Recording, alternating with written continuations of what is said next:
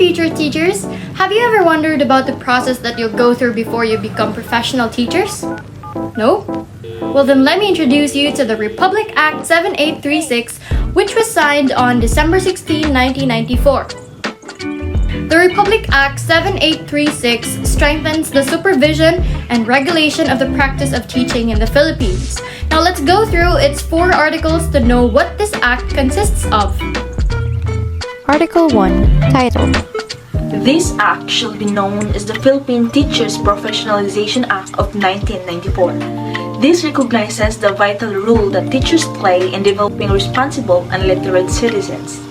This article also defines 4 terms related to the purpose of this act.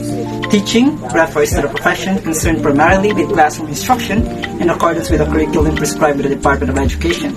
Teachers refers to all persons engaged in teaching at the elementary and secondary levels.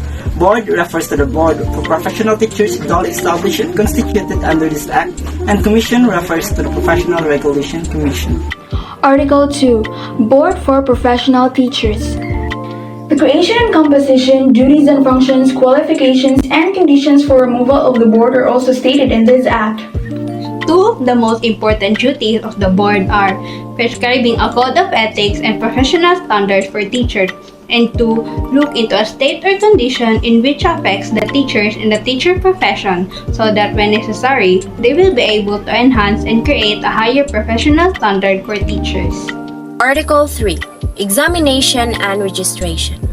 This article tells us that the registration of professional teachers begins after his name has been enrolled in the roster of professional teachers.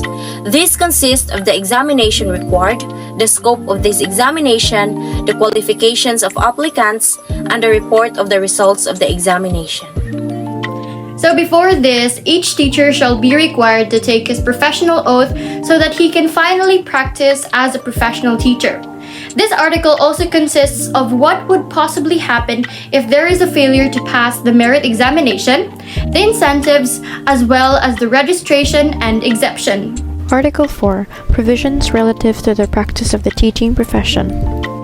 This article includes the inhibition against teaching profession that no person shall practice teaching profession without a valid certificate of registration and a professional license. Penal provisions that are punished by a fine on a designated time, appropriations, and diplomatic guidelines that are necessary for the effective implementation of the provision. Any violation of this section shall render the officials concerned liable under the Code of Conduct and Ethical Standards for public officials and employees. Moreover, all incumbent and certified public and private school teachers shall be given 5 years temporary certificates by the virtue of transitory provision. However, the professional board examination for teachers shall still be administered. If, for any reason, any provision of these rules is declared unconstitutional shall be modified, and other provisions which are not affected shall thereby continue to be in full force and effect.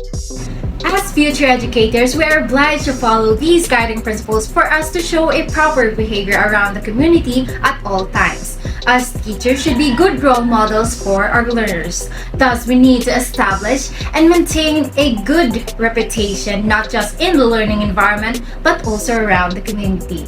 That's all for Group 2. Thank you for listening.